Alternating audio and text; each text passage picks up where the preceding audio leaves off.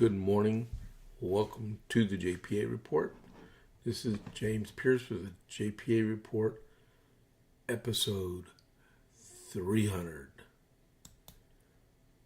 Good morning, everyone. This is James Pierce with the JP8 report. Name of it is Security Compromise 101. And if you've been reading the news this morning, today is the 14th of January.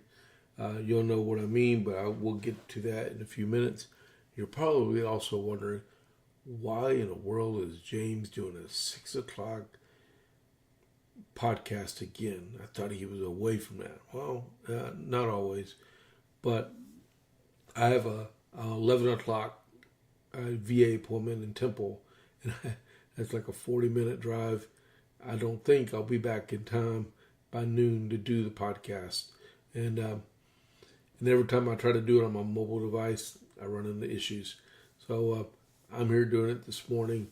And also, talking about this morning, I don't know if you read it yesterday afternoon, but the U.S. House of Representatives voted unanimously with Republicans and 11 Democrats to overturn a law that was signed by the previous Autopin presidency, that would be Joe Biden, about restrictions on shower heads. So what they did was they wanted to lower the amount of water that a shower head could actually produce, which would increase the water pressure. Okay, with the little nozzles and stuff on it. So President Trump didn't want it, and the Republicans didn't want it, and 11 Democrats didn't want it. So they voted to overturn it yesterday, and now it moves forward to the United States Senate. Now they got to find 7 Democrats that will agree with that, and so President Trump can sign it into law. The things you read, that's all I'm saying. The things you read, that really happens. But so welcome to the JP8 report. Like I said earlier, this is episode 300. I started this in January of 2021, right before the Autopin took over. President Trump was still president, and it's been a long road, but like I did, I made a decision in the middle of June. I want to make this my full-time endeavor, and I've been doing that ever since. I'm trying really hard to make this work. I don't have any other income except for my Army retirement, my VA disability, and I just want to provide a service to all y'all out there because I really like doing this, and I'm very astute politically. I know what's going on, and I care, all right? I'm a lifelong Republican, and this is what I do. This is what I do.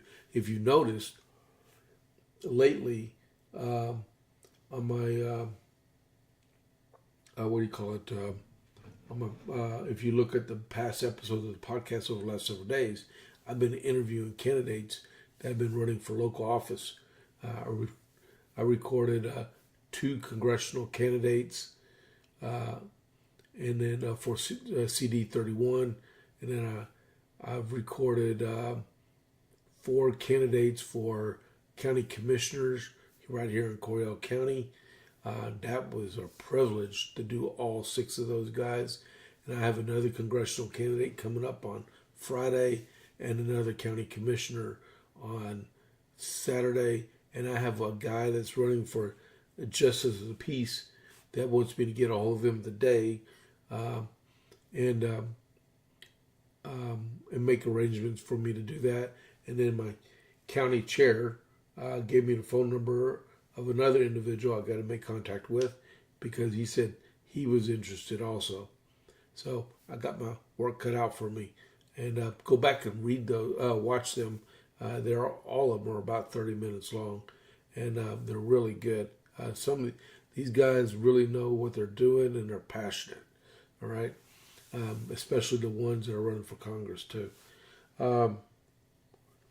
So as we get started today, Don't forget to please go over and click that follow button for the JP8 report. And then right next to it is the thumbs up button. That's how you like the post. And give us a heart or a like, whether you're watching this on Facebook or you're watching this on X or YouTube. Just give us a good shout out. Hold on, let me do something here. I know I'm not going to do that. Let me refresh real quick. Yep, okay. I refreshed. Okay, I had to refresh on my computer here. And then, so follow it, and like it, and share it. If you want, there's a tip button on Rumble now where it says the JP8 report. There's a little green box, and that's called Rumble Wallet, if you did not know. And it allows you to tip your podcaster. Instead of going through Rumble with a subscription, you can actually compensate podcasters or video producers if they have that capability. All right. But yeah, so welcome to the JP8 report. I got to do my America 250. I'm still planning to do my Rumble Premium this morning at the top of the hour. And then with Common Sense. So if you want to watch me read Common Sense, I got it all ready to go right here. All right. We'll be starting the chapter on thoughts of the present state of the American affairs. All right. And if you have been listening, man, I was tearing up that last one. It was good. It was good. It was all about the monarchy. So I have a letter here from General George Washington to Lieutenant Colonel Joseph Reed on the 14th of January, 1776. And it is a little lengthy, so I'll read it kind of fast if I can. I was reading through it yesterday. It was pretty good. Dear Sir, that's weird. General Washington addressing a lieutenant colonel as a sir. Dear Sir, the bearer presents the opportunity to me of acknowledging the receipt of your favor of the 30th, which never came to my hands until last night, 2 weeks. And if I had not done it before, of your other on the 23rd preceding. The hints you have communicated from time to time not only deserve, but do most sincerely and cordially meet with my thanks. You cannot render a more acceptable service, nor my estimation give me a more convincing proof of your friendship than by a free, open, and undisguised account of every matter relative to myself or conduct. I can bear to hear of imputed or real errors. The man who wishes to stand well in the opinion of others must do this, because he is thereby enabled to correct his faults or remove the prejudices which are inhibited against him. For this reason, I shall thank you for giving me the opinion of the world upon such points as you know me to be interested in. For as I have but one capital object in view. I could wish to make my conduct coincide with the wishes of mankind, as far as I can consistently, without departing from the great line of duty which, though hid under a cloud for some time from a peculiarity of circumstances, may nevertheless bear scrutiny.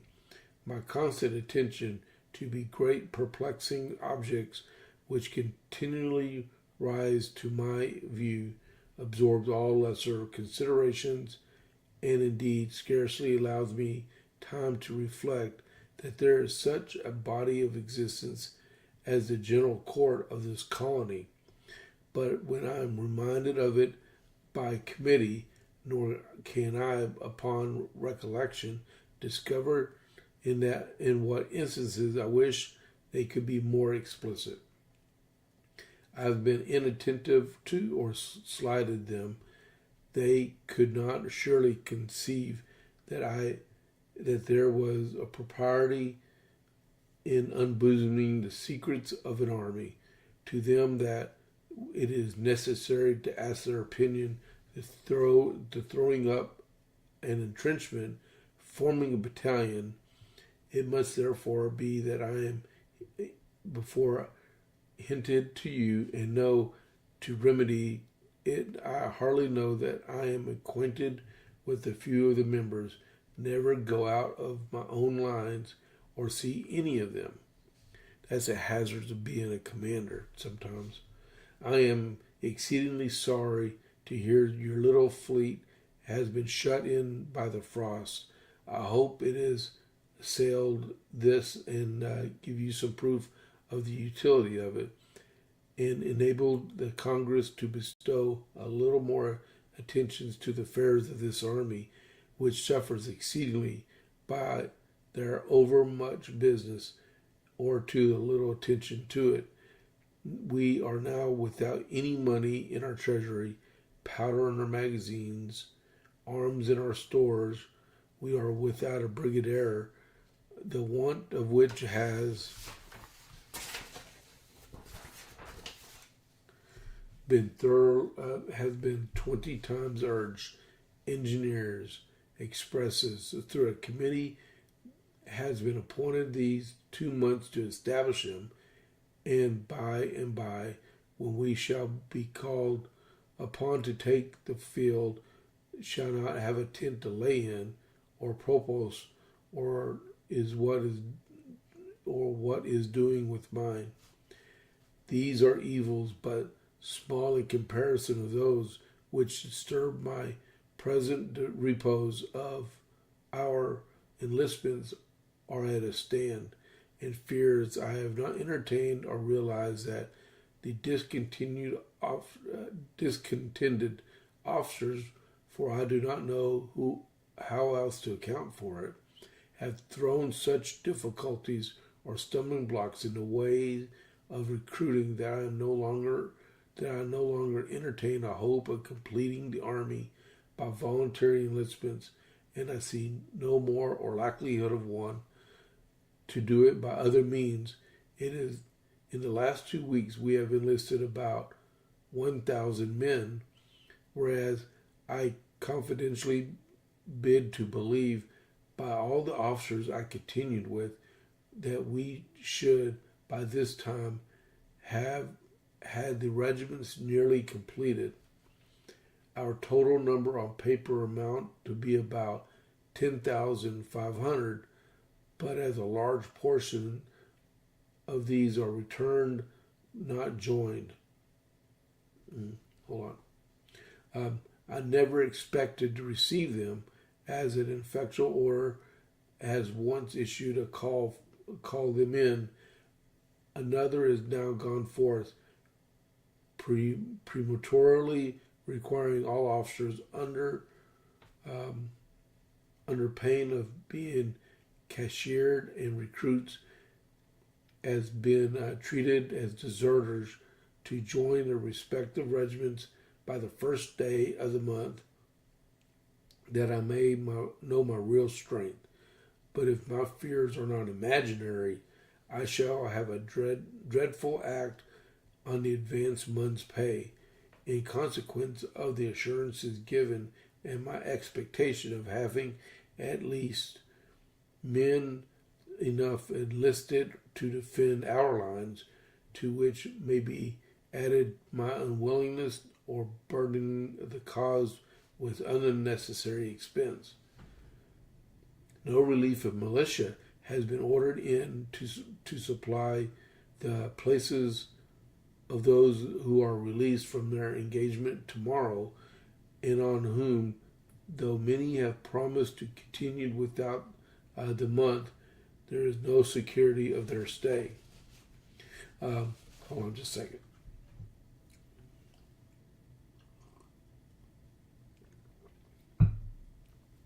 All right.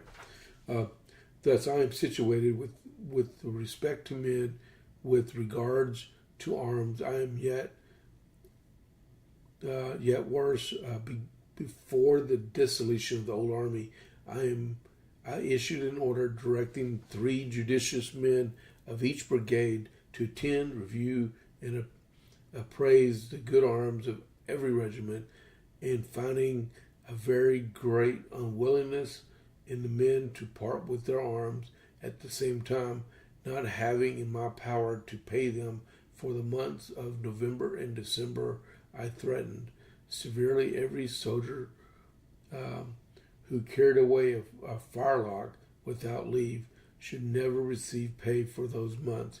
Yet so many have been carried off, partly by stealth, but chiefly as condemned, that we have not at this time 100 guns in the stores of all that have been taken in the prize ship from the soldiery, notwithstanding our regiments are not half complete. At the same time, I am told and believe it, that to the restrained enlistment of men with arms, you will get but a few of the former, and still fewer of the latter, which would be good for anything. How to get furnished, I know not. I have applied to this in the neighboring colonies, but with what success, time only can tell. The reflection of my situation and that of this army produces many of an uneasy hour when all around me are wrapped in sleep. Few people know the predicament we are in, so on a thousand accounts, fewer still will believe. In any disaster, if any disaster happens to these lines, from what causes it flows, I have often thought how much happier I would have been if, instead of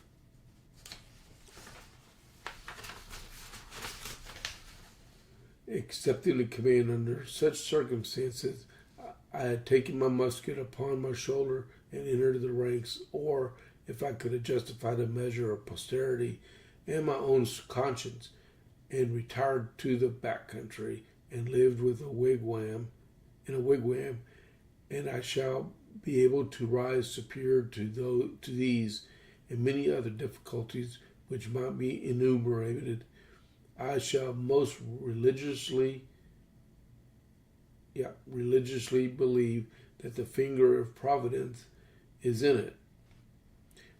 To blind my eyes. Hold on, oh man.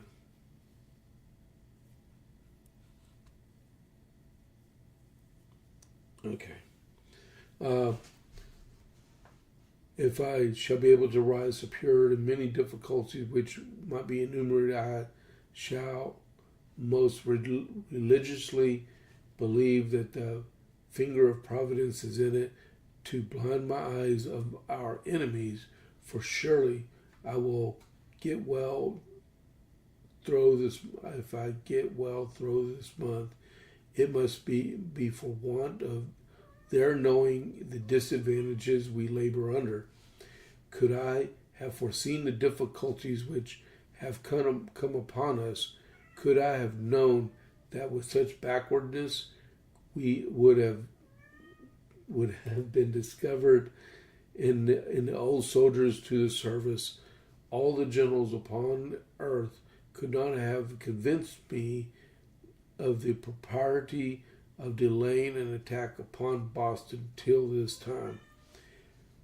When it can now be attempted, I will not undertake to say, but thus much I will answer for, that no opportunity can present itself earlier than my wishes, but as this letter discloses some interesting truths, I shall be somewhat uneasy till I hear it gets to your hand, although the convenience it thought safe. We made a successful attempt a few nights ago upon the houses near Bunker Hill. A party under Major Knowlton crossed upon the mill damn near being dark, and set fire to and burnt down 8 out of 14 which were standing, in which we found they were daily pulling down for fuel. 5 soldiers and the wife of one of them inhabiting one of the houses were brought as of prisoners. Another soldier was killed, none of ours hurt. Having undoubted information about the embarkation of troops, somewhere from 3 to 500 at Boston, being convinced that they were designed either for New York government, from whence we have some very disagreeable accounts of the account of the Tories, or Virginia. I dispatched General Lee a few days ago in order to secure the city of New York from falling into their hands, as a consequence of such a blow might prove fatal to our interests. He is also to inquire a little into the conduct of Long Islanders and such others as have, by their conduct and declarations, proved themselves inimical to a common cause. To effect these purposes, he is to raise volunteers in Connecticut and call upon the troops of New Jersey, if not contrary to any order of Congress. By a ship just arrived in Portsmouth, New Hampshire, we have London prints to the 2nd of November, containing the addresses of Parliament, which contain little more than a repetition of the speech, and assurances to stand by His Majesty with lives and fortunes. The captains, for there were 3 or 4 of them passengers, say that we have nothing to expect but the most vigorous exhortations of administration, who have a dead majority upon all questions, although the Duke of Grafton and General Conway have joined a minority, also the Bishop of Peterborough. These captains affirm confidentially that the 5 regiments from Ireland cannot any of them have arrived at Halifax, inasmuch as they have, as that a violent storm of the 19th of October, the transports were forced in a distressful condition into Milford Haven. Almost done. And that'd be Wales. We are not in condition to put to sea, and we're not in a condition to be put to sea when they left London, and that the weather has not been such as to prevent a heavy loaded ship from taking a passage by this time. 1 or 2 transports they had were thought to be lost, but they arrived in some considerable time ago at Boston with 3 companies of the 17th Regiment. Mr. Sayre has been committed to the Tower upon the information of a certain lieutenant or adjutant, Richardson, formerly of your city, for treasonable practices, or intention of seizing His Majesty and possessing himself out of the Tower. It is said in the crisis, but is admitted to bail himself £500, or 2 sureties of £250 each. That what are the conjectures of the wise ones with you of the French armament to the West Indies? But previous to this, is there any certainty of such an armament? The captains, who are sensible men, heard nothing of this when they left England, nor does there appear any apprehensions of this score in any of the measures or speeches or administration. I should think the Congress ought not to adjourn at this important crisis, but is highly necessary when I am at the end of the 2nd sheet of paper, which I should adjourn my account of matters to another letter. I shall therefore, in Mrs. Washington's name, thank you for your good wishes toward her, and with her compliments added to mine to Mrs. Reed, and conclude, dear sir, your most sincere and affectionate servant, General George Washington. There was a lot of stuff in that paper, a lot of intelligence, a lot of concerns about enlistments and supplies, a lot of concerns about the future, about enlistments and stuff. But as you can notice, it was a long road to hoe, because this is early 1776. They got to go all the way to Yorktown. And then I read this day in history this morning, 1784 on this day, the ratification of the Treaty of Paris was done by the United States to end the Revolutionary War with Great Britain. And they ratified it 3 months from now in 1784. So this is, I know it's a little long, but it gave a good insight in the mind of General Washington. And, to understand the people in the American Revolution time frame, you got to read what they thought, because back then we didn't have telephones and text messages. We had pen and paper, right? Ink that you dabbed in a little bowl, and you hand wrote stuff out. So that was a pretty good letter. It was a little long though. How long did it take me to read that? Well, we're halfway done with this morning already, and I haven't even got to the news. All right, quickly over to the Dalmatian. Don't forget about the Dalmatian Burger Group. They do smash burgers and dogs right here in Copper's Cove, and they all their ingredients are homemade and fresh, including their buns. They're open Tuesday through Saturday in the evening time from 5:30 to 7, unless they sell out, and then Monday through Saturday for lunch from 11 to 2.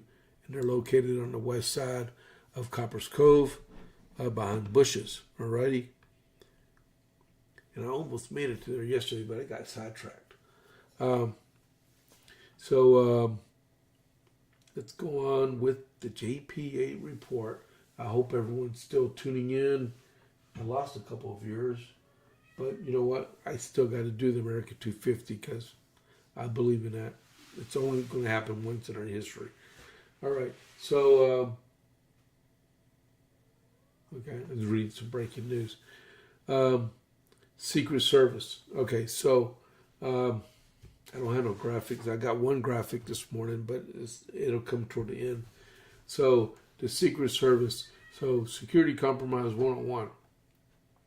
As some of y'all well know, I used to be stationed at Camp David a long time ago, over 20 years ago, right? And then we couldn't make drawings of anything we were doing. We couldn't even have a cell phone with a camera on it, right? Even though they did exist. We couldn't take pictures. We couldn't do text messages. We couldn't do drawings. We couldn't tell people the security measures or anything, right? Including HMX, Air Force One, the limo, Stagecoach, or as some people call the Beast, but it's really called Stagecoach. So last night, I about fell out of my chair. Here we go again, right? A U.S. Secret Service employee assigned to Vice President J.D. Vance's protective detail, which is called VPPD, has been placed on administrative leave after an undercover video released by independent journalist James O'Keefe, which is a really good investigative journalist. It allegedly showed the Agent Lincoln's sensitive security information, the agency confirmed to Fox News. The Secret Service is investigating and said the employee's security clearance has been suspended and access to the agency facilities and systems revoked as the incident is investigated, opening the door to broader concerns about operational security and an agency-wide retraining order. Secret Service Deputy Director Matthew Quinn told Fox News in a statement, the U.S. Secret Service has no tolerance for any behavior that could potentially compromise the safety, privacy, and trust of our protectees. This incident is under investigation, and the employee involved has been placed on administrative leave and his clearance suspended and access to agency facilities and systems revoked. The Secret Service has issued an order for all personnel to retake the agency's required anti-espionage training in order to ensure employees are aware of the threats posed by individuals aiming to exploit the agency's employees for information about our protective operations. The U.S. Secret Service has a 160-year-old tradition of discretion that sets the agency apart, and we have no tolerance for employees who fail to meet this standard. The Secret Service deeply apologizes to the Vance family for this violation of their trust and privacy and faith. The faith of our protectees placed in the agencies is not something the Secret Service takes lightly, and we are committed to taking necessary actions to ensure that this breach of standards does not occur again. In a post on X from O'Keefe, undercover footage allegedly shows the Secret Service agent he claims is being assigned to Vance's protective detail, in which it was proven so, sharing sensitive information with someone he believed to be a romantic interest. I'm not even going to go forward with that little statement right there. According to O'Keefe, the agent discussed protective formations, shift schedules, travel movements, and advanced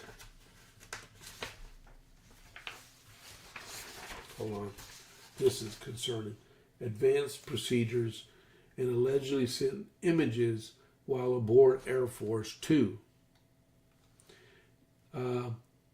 Fox News has not independently verified the contents of the video. O'Keefe goes on to write that the agent involved was recorded on hidden cameras, providing an undercover journalist with sensitive security information, and allegedly discussed protective formation shift schedules, travel plans, and real-time locations.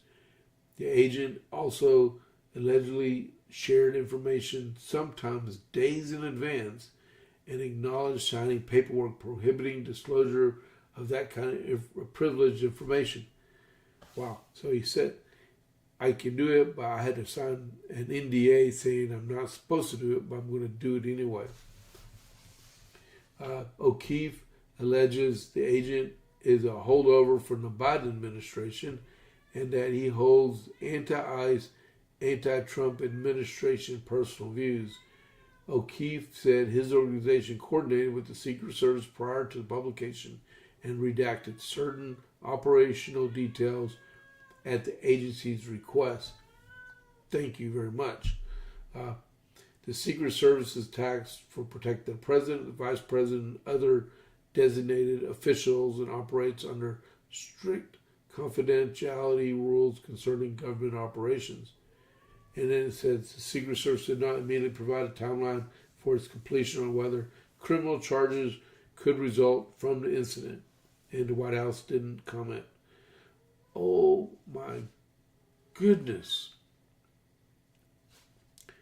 Wow. So I really, truly hope they criminally prosecute this guy for treason. It's got to be treason. Because, well, for one, that he had anti-Trump and anti-ICE feelings already. So it means he was compromised to the position. He really didn't care about the safety of his protectees. I apologize for this cat. Man, he just won't stop. And now she stopped. Okay. So there are just certain things, you hear the term loose lips sink ships. That is the reason why. It took the assassination of President Lincoln for the executive branch to go outside the executive branch to hire outside personnel for his protection. And it was the Pinkertons, and then it transitioned into being called the Secret Service, right? And that's been like that forever. And it took a while for them to develop the reputation they have today. And then they lost one president in 1963. But until then, they've done a pretty good job with a lot of close calls. But when you breach your security the way this guy did for a girl, okay, forgive me, but for a girl with his anti-Trump feelings, and he put everything on the line, which could have tailspin out of nowhere, because it might have been James O'Keefe doing this. Well, what if it would have been someone that was with ISIS or Hezbollah or Venezuelan or Cuban or Russian or even Chinese that had conned them into giving this information out, and they were just waiting for the chance. Like when you're in a military operation, you're always looking for the boundary of forces so you can split the forces apart and cause maximum damage to that maneuver force, right? This could have been the same avenue. They could have attacked our government through the vice president, and it tailspin to the president and other principals. I am so glad they got this guy. He needs to go to jail. It needs to go to jail for a long time. I'm glad the Secret Service went to the point where they were showing that their concerns for the vice president, because they as an organization was compromised at the same time. All right?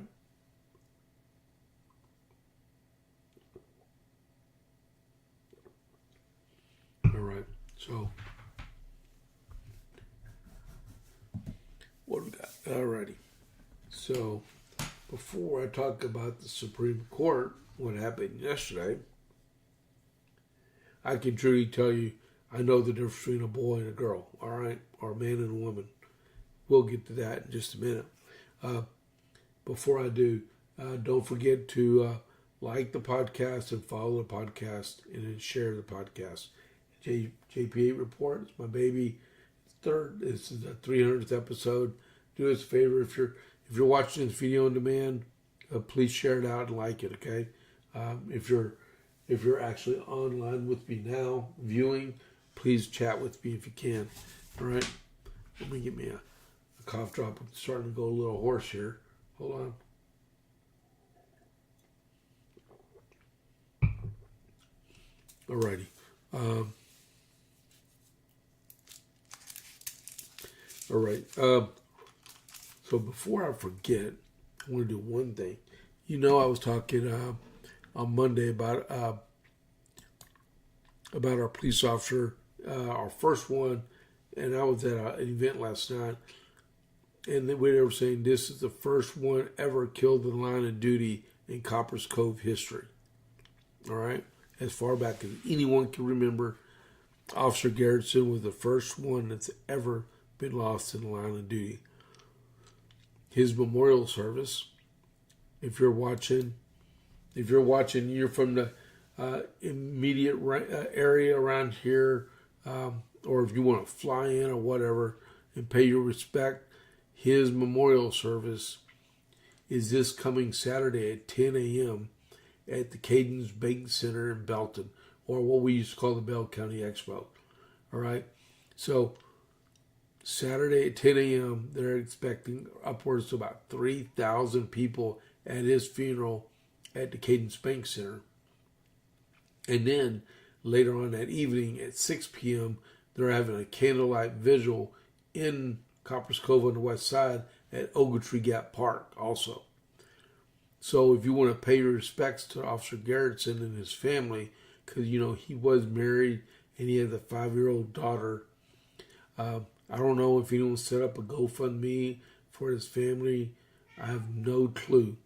But if you want to pay your respects at his funeral, come to the Cadence Bank Center or the Bell County Expo in Belton. It's off Loop 121. It's got this big, huge silver dome over it, okay? And then that's at 10 a.m. Saturday, all right? So we'll go back to doing the rest of our stuff here. We had a moment of silence last night at our Copper's Cove Conservative Club. That just horrible. It was horrible. So yesterday at the Supreme Court, they had live hearings that you could hear. They didn't video it. They just had audio that you could hear, and they piped it outside and on TV, right? And it looks like they will uphold the ban on transgender athletes and Title IX, because the ACLU challenged Title IX to include Secret Service, not Secret Service, transgender, right? And at one point, Justice Alito was talking to this one lawyer for the ACLU named Catherine Harnett, I think, Catherine Harnett, and was asking her about the differences, if she knew the difference between a boy and girl or a man and woman. That's what he said. And she couldn't even answer the thing.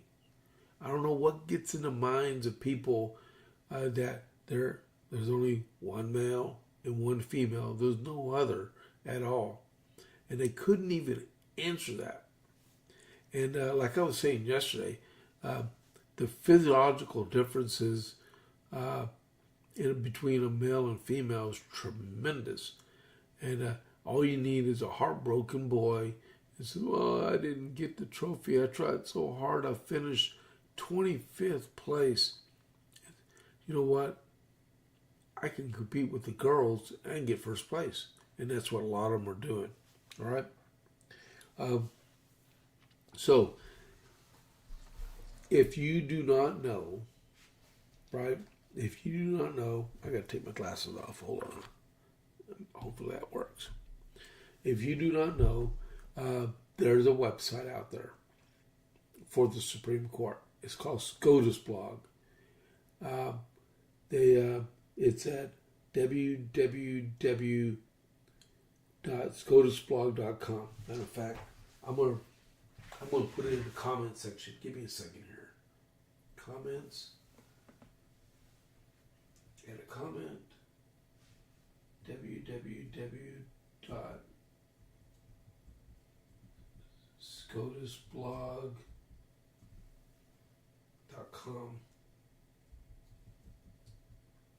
These people run live.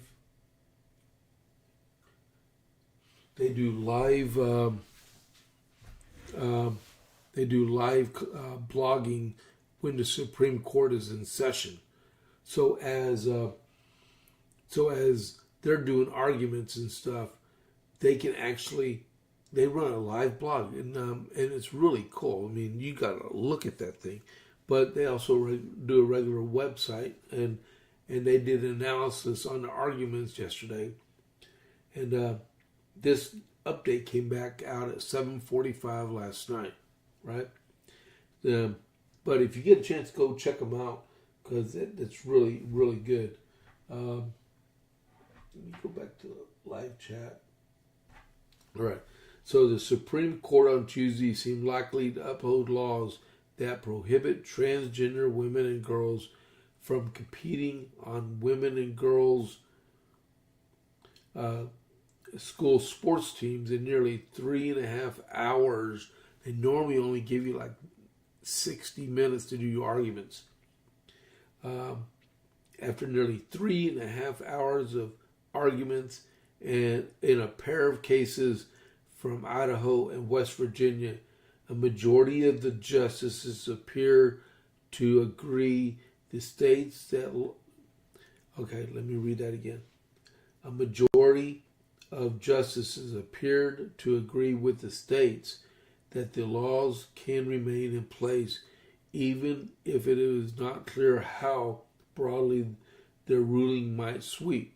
Okay, so let me read the next paragraph. The court's 3 Democratic appointees appeared to recognize that the challengers face an uphill battle. They seem to devote much of their efforts to mitigating their losses, either by getting one case thrown out or by limiting the court's decision to a narrow one. This is what I was hearing last night and first thing this morning for the people that were up, was that they're expecting a 6-3 decision, right? A 6-3 decision or a 5-4 decision. If it's a 5-4 decision, they're expecting it to go the way of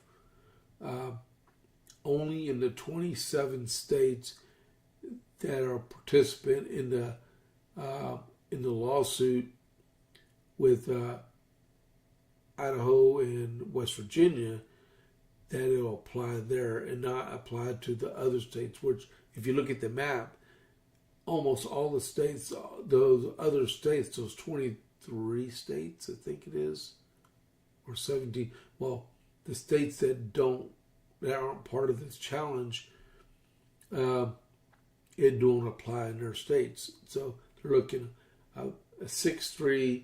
I would love to see a 7-2, but I'm not betting the house on that one. But it's probably going to be a 6-3 in unanimous across the country. It could be a 6-3 with only the affected states in the lawsuit, or it could be 5-4 and only the affected ones. Okay, so we shall find out this sometime in June on this case right here, right? To go along with that fact, let's see, this is like 4 pages long. I mean, I could keep reading it, but I might lose the rest of my audience if I do. But let me see if I can see that one in here.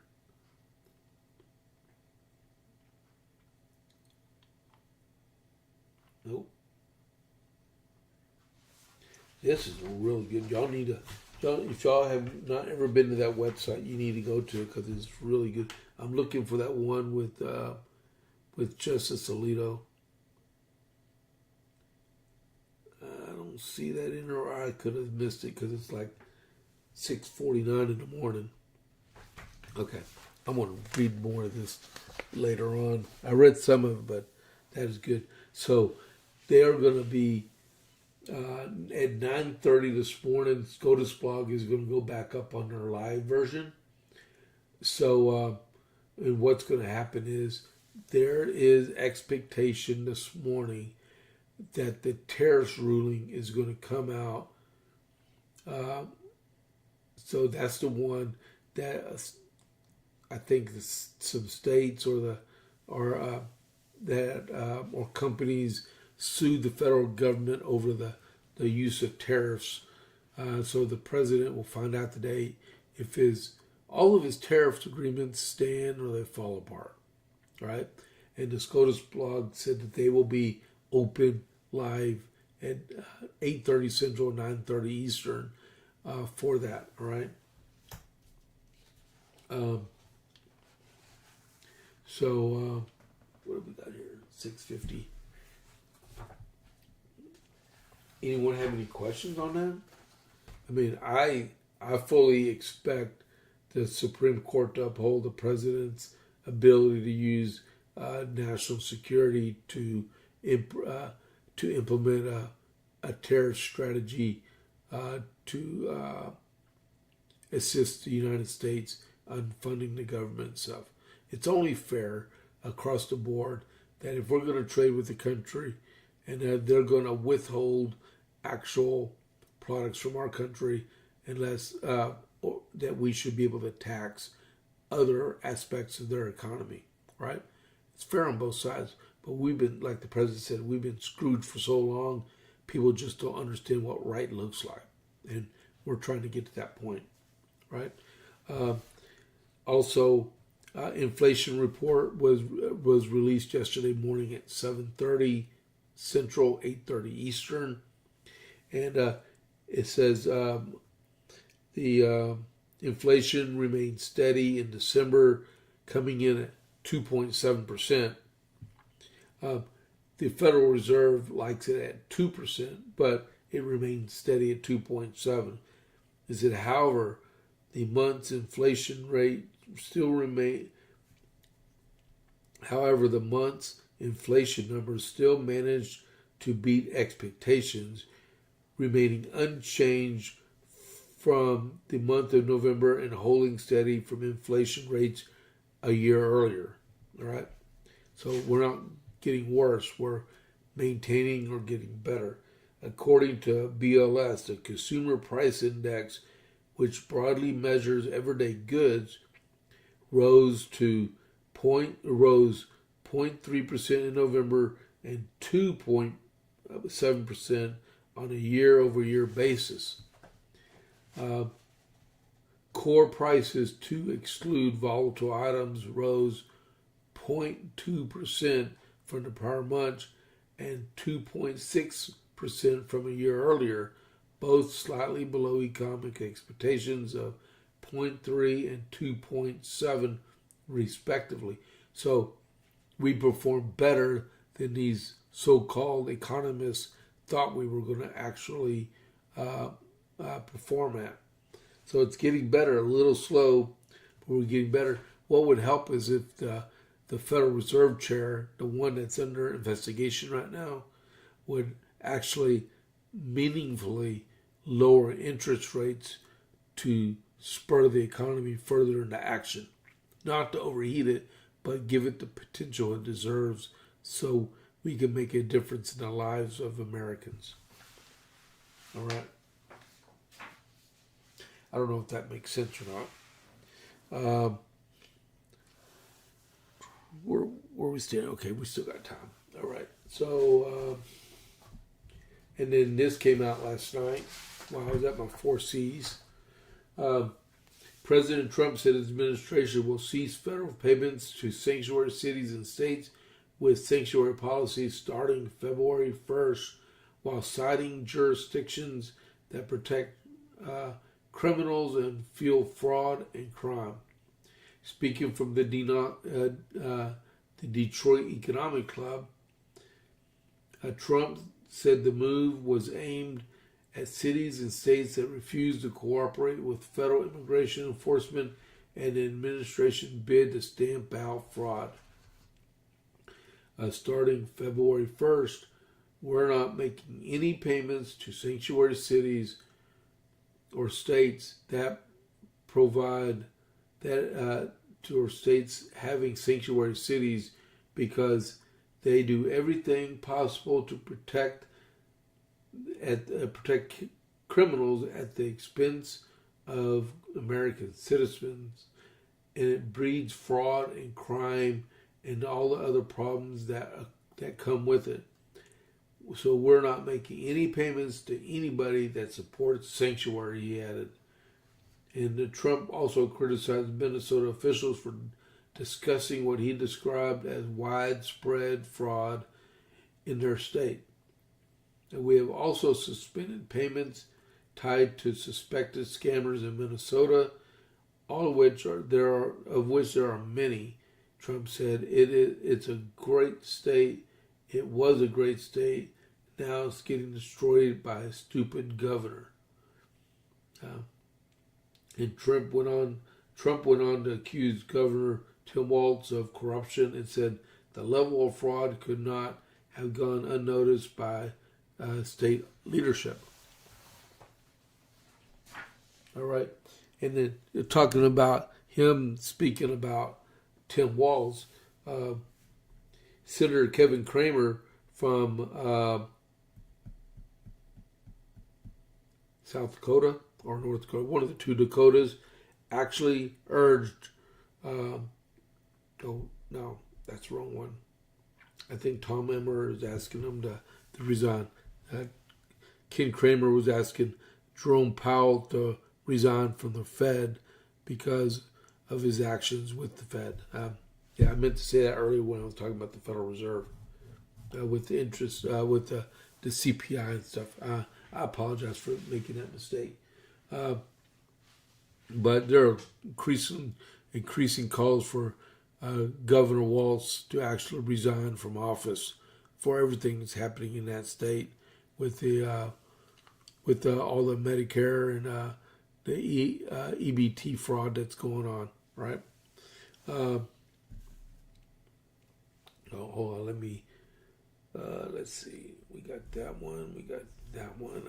I lost track. Okay, we got inflation I just talked about.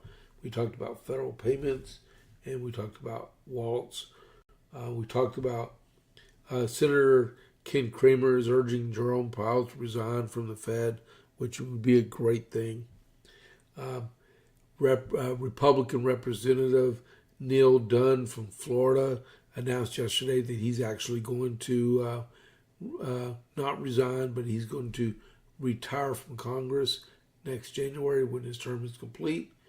That will give him 10 years as a sitting congressman. That is good. He didn't quit. Not like a certain Marjorie Taylor Greene, just quit at her 5-year mark so she can walk away with a paycheck. At least he served 10 years. And I'm a term limits person, so I do actually believe Congress people should serve only 3 or 4 terms, 6 or 8 years. All right, that's what I believe. In Denmark, I've heard a lot of stuff on Fox from the premier of Greenland of all. I guess since they only got like 50,000 people in their huge province there, maybe that should be called a mayor, because we have like 39,000 people in Copper's Cove and we only have a mayor, right?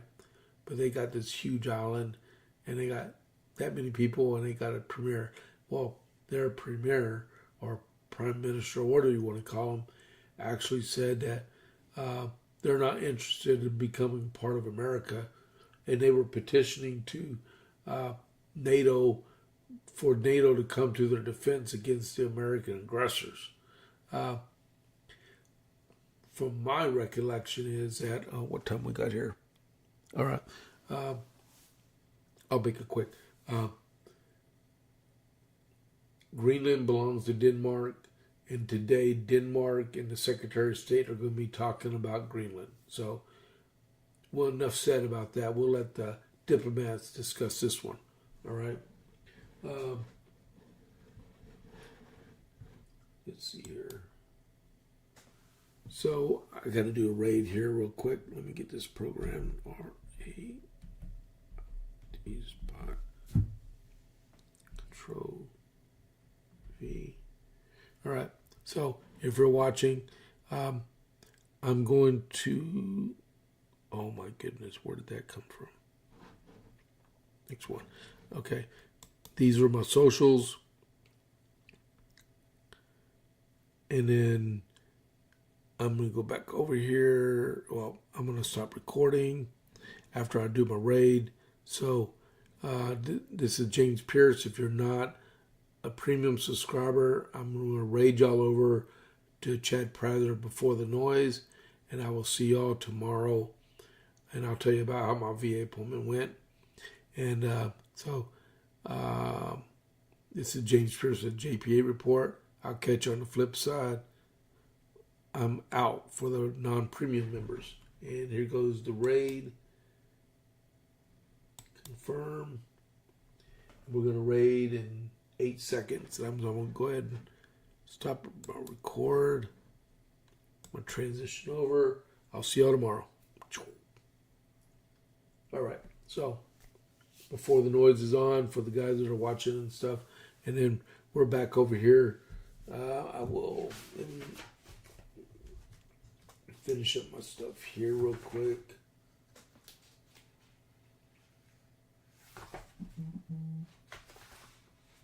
Okay, I just took care of that one right there. All right, I'm going to get ready to do the... one thing I did forget to discuss this morning, guys, was that...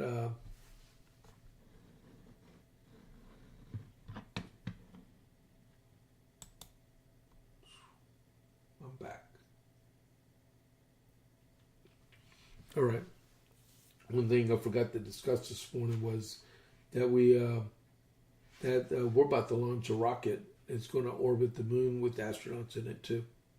So, wow, it's an Artemis 2. It's supposed to the launch window opens January 31st. So we'll see about that. I might talk about that again later on. All right.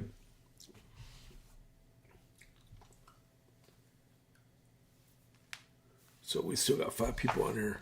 That's good. So I'm gonna. I got stuff. I gotta get ready to go to the VA. So with Thomas Paine's Common Sense, I'm on the chapter Thoughts of the Present State of American Affairs, and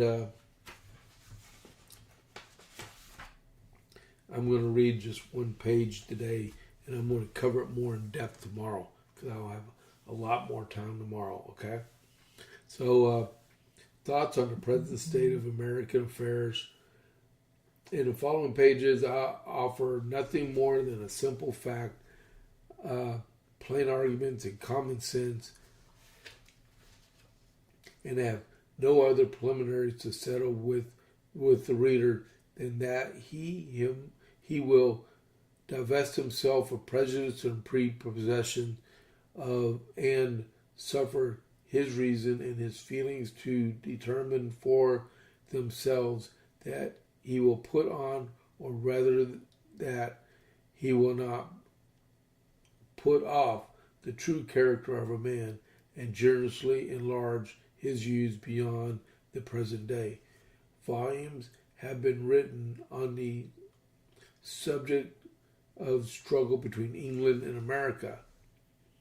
Men of all ranks have embarked on the controversy from different motives and with various designs, but I have been ineffectual, and the period of debate is closed. Arms are the last resource to decide the contest. The appeal was the choice of the king, and the continent has accepted the challenge. It has been reported of the late Mr. Pelham, though an able minister was not without his faults, that on his being attacked in the House of Commons on the score that his measures were only a temporary kind, replied, "They will last my time. Should a thought of fatal and unmanly possess the colonies in the present contest, the name of ancestors will be remembered by future generations with detestation. The sun never shine on a cause of greater worth. 'Tis not an affair of a city, a county, a province, or a kingdom, but of a continent, of at least 1/8 of an inhabitable globe. 'Tis not the concern of a day, a year, or an age. Prosperity are virtually involved in the contest, and will be more or less affected, even to the end of time, by the proceedings now. Now is the seed time of continental union, faith, and honor. The least fracture now will be like a name engraved with the point of a pen, and the tender rind of a young oak. The wound would enlarge with the tree, and posterity read it in full-grown characters. By referring the matter from argument to arms, a new era for politics is struck. A new method of thinking hath arisen. All plans and proposals, etc., prior to the 19th of April, which is when Lexington Concord happened, to the commencement of hostilities are like the almanacs of last year, which no proper then are superseded and useless now. Whatever was advanced by the advocates on either side of the question then terminated in one of the same point, a union with Great Britain. The only difference between the parties was the method of effecting it, the one proposing force, the other friendship. But it hath so far happened that the first failed, and the second hath withdrawn her influence. As much hath been said on the advantages of reconciliation, which, like an agreeable dream, hath passed away and left us as we were. It is but right that we should examine the contrary side of the argument and inquire into some of the many material inquiries which these colonies sustain, and always will sustain, and be connected with and dependent on Great Britain. To examine that connection and dependence on the principles of nature and common sense, to see that we have to trust if separated, and what we are to expect if dependent. I have heard it asserted by some that as America has flourished under her former connection with Great Britain, the same connection toward her future happiness will always have the same effect.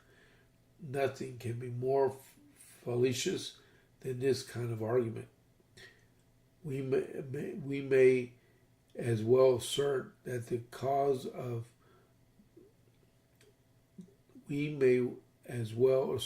because a child has thrived upon milk, that it will never have meat, or that the first 20 years of our lives is to become a precedent for the next 20. But even this is admitting more than is true, for I answer roundly, America would not have flourished as much, as probably much more, had no European power had taken notice of her. The commerce by which she hath enriched herself by the necessaries of life, and will always have a market, while eating is the custom of Europe. But she has protected us, some say, and hath engrossed us is true, and defended the continent of our expense, as well as her own is admitted. And she would have defended Turkey from the same motive, for the sake of trade and dominion. Alas, we have long led away by ancient prejudices and made large sacrifices to superstition. We have boasted the protection of Great Britain without considering that her motive was interest, not attachment, and that she did not protect us from our enemies on our account, but from her enemies on her own account. From those who have no quarrel with us on any other account, and who will always be our enemies on this same account. Let Britain waive her pretensions to the continent, and the continent throw off the dependence, and we should be at peace with France and Spain, were they at war with Britain? The miseries of Hanover last war ought to warn us against connections. So I'm going to stop there this time. I'm going to read a whole bunch more tomorrow. All right. So, any other questions, comments, concerns? No? All right. So I'm going to just sign off for the day. I know I didn't go very long during the premium. I want to, but I got a lot going on this morning. And I wish I could provide a better service for you this morning. I will make it up. All right. So I'm going to take off. So I will see y'all later. This is The Real. This is James Pierce with the JP8 report. I'll catch you on the flip side. I'm out.